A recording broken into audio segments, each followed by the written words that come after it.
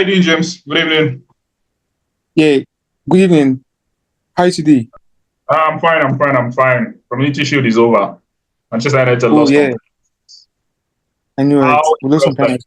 boys? How impressed? Oh, you're not surprised. Why now? So you expect to Well, see? no, really, I was not. To me, it was a good match. To be honest, like I actually enjoyed watching the match today. I Okay. don't know how other Man U fans feel about it, but I was able to see like we're completing sequence of passes. To get a lot of times, even not because of our fall, like just the time that Rashford once or twice was in front of goal and he was messing around, even Mount. But in general, I think we had a good game, compared to just how I've seen us play. Like, I think we're going to have a good season from One what game we do has so far. convinced you that you're going to have a good season. One game. Yeah, yeah, one game has. Because our Don't problem forget that the before now, season is long. Oh. Don't forget that. yeah, the season is long. But then the problem with Man U has always been that when it comes to when Man City try to like take over the midfield, yeah, it's always hard for any team to be able to stop them from doing it. Okay, I understand they didn't have Rudy, KDB start, some of that, but like even as the game was here, like they were unable to keep the ball in the midfield from United. So at some point, I think they had to be playing the ball to the flank or something. And Mayo, on the other hand, were hitting them on counter and were always like being able to complete our passes out of the opposition box. I think that was quite huge for me. Because if you've been watching Mine for a long time, you know that some of our problems have been that like those sequences of passes that we're unable to complete have been haunting us. But like, I think I enjoyed today's game, to be honest. Okay, when the lineup came out and you saw Martinez at left back, what came to your mind? Oh, okay. I saw Martinez at left back. What came on- I thought we were going to play like a three defense.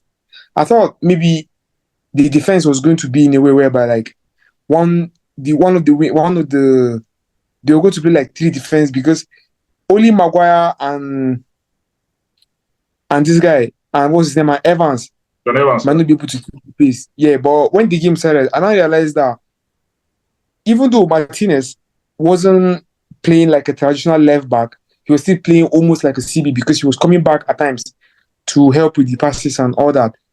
But I think it was still cool. Like he played really well in his position. The back Yeah, was okay. when the game started, like let me say the first 20 minutes, Man United were misplacing passes, they were not looking sharp. Yeah. Will you call that fear or them being rusty? Will you say they were scared of Man City or they were just rusty? Like it's just how some matches are. But when the game had started, they were able to get back into it. So you can refer to that as maybe they were just being rusty or it's been a while they played. So and it's a new season. So yeah, like I felt like and then we're having almost like a new management in Man U. If you look at the structural changes and all that. So I knew that they need to work a lot on how they play and so but like from seeing that there are changes in our style of play, I was a bit impressed, to be honest. But those second half substitutions that Ten Hag made, in my opinion, they were too. It happened. They were too early. Like he made those substitutions too early. Don't you think so? He, And moving, what's his name, Pelistri to right back. I didn't understand. I didn't get that stuff at all. I didn't know what Ten Hag was trying to do there because that was where okay, Man capitalized on to get the equalizer. Because the yeah, truth is that Pelistri is not a defender. He's not a yes. defender. So he would definitely make mistakes. So I don't know why. And I think Amas was on the bench. So why not just play the Amas that is a natural defender at left back? Then leave Dalot as right back. I was just Oh like, yeah, what was in there? And secondly, I want the last time we spoke, you talked about McTominay. Today's game, McTominay was just jogging around the pitch.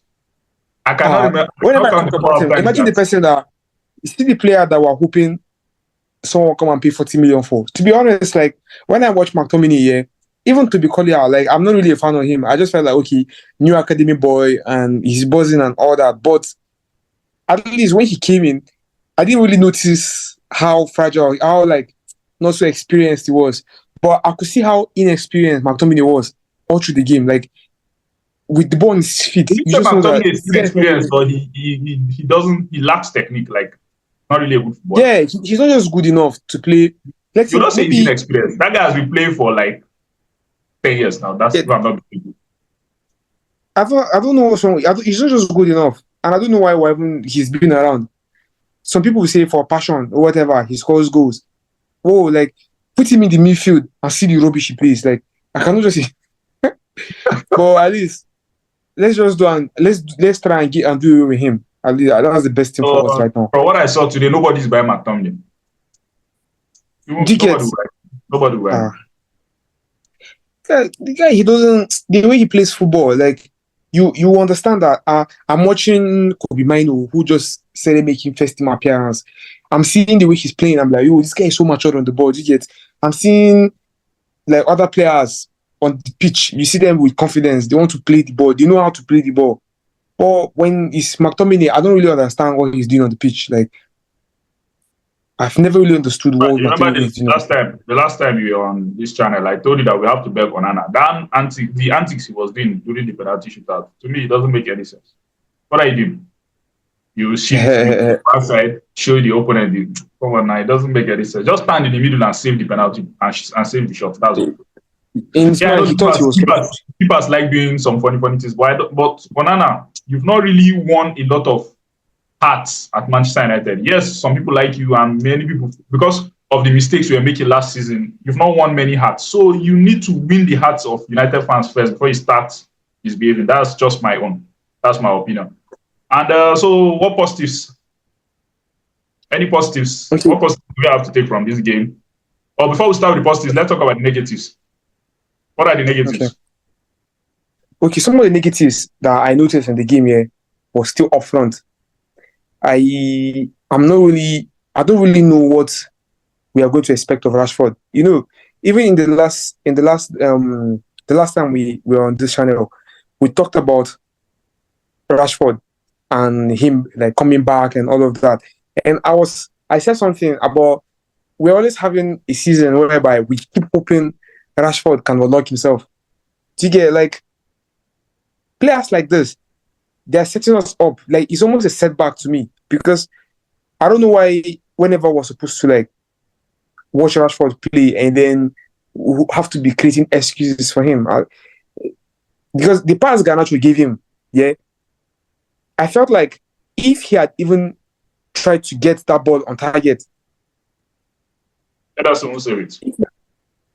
yeah, if he had attempted to get that ball on target, Come forward a little. You're okay, yeah. yeah.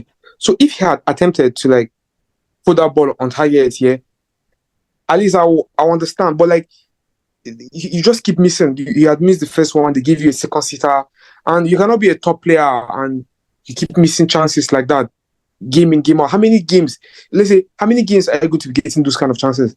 So if you have to wait for like 3, 4, 5 chances to convert one, then why we're in trouble? To be And honest. funny enough, Manchester United created the best chances in the game. Yeah, we created the best chances in the game. The other one there that Ahmad tried to drop for Mount, but because since Mount is not a striker, he had no instincts of running. He let the ball pass. Yeah. But Rashford, you forward, he gave you a sitter, and you took a wrong finesse. Another one, you missed the shot. I don't think Rashford is. You So can do you rely think on him. this 4-2-4 that Ten Hag is trying to, or this new set of coaches are what Ten Hag is trying to implement, this 4-2-4, do you see it? Do you see the Manchester United players doing well with the formation during the season? This 4-2-4 Okay, formation that they're trying to do. okay. The thing about the formation Yeah, is because actually a good. Casemiro had a good game today. I will not say it Yes, was spectacular, but he had a good game today. But yes, the pace of Premier League can really expose somebody like Casemiro. So yes. do you see this 4-2-4 working? Okay, for me, the 4-2-4, we said I think the first time we used it effectively was against City in the FA Cup, and this 4-2-4 requires us to like hit teams on counter attack. Do you get? But Now it might have worked against City because City don't do low blocks. Do you get? Now when we go to the Premier League, there are teams that they are not coming there to win Manchester United. They're just coming there to make sure Manchester United does not win this match. So and those teams when they come, they do low blocks. I don't know how effective this formation will be against those teams because you have to be very flexible with formations that fit whichever scenario it is. Okay, we're playing Man City, they're attacking minded. So we're doing a 4-2-4 that will close the midfield and stop them from playing the ball. But then again, what happens if we're playing another team that is not willing to run up front for you? They will just sit back and be waiting for you. What do That we means do? Ten So Hag will have to, yeah, Ten Hag will have to be flexible then.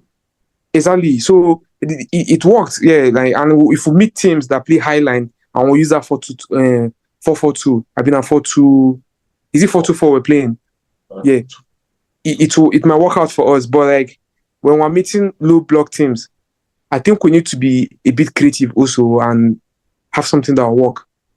Okay, so finally, before we go, what do you have to say about Amad Diallo? Is he? Well, Oh, keep going. okay. I've always thought Amad Diallo is a proper winger. Okay, a winger to me is someone that he can hold the ball from the wing, yeah, and have the guts to want to take on a wing back. To get and for a while now, Man U have been unfortunate with that right winger that can give us that. Get Anthony, we hoped so much on Anthony. Even when he came, he couldn't do it. And this time around, when you're watching Ahmad play ball, you know that okay, we found the player to play from our right side.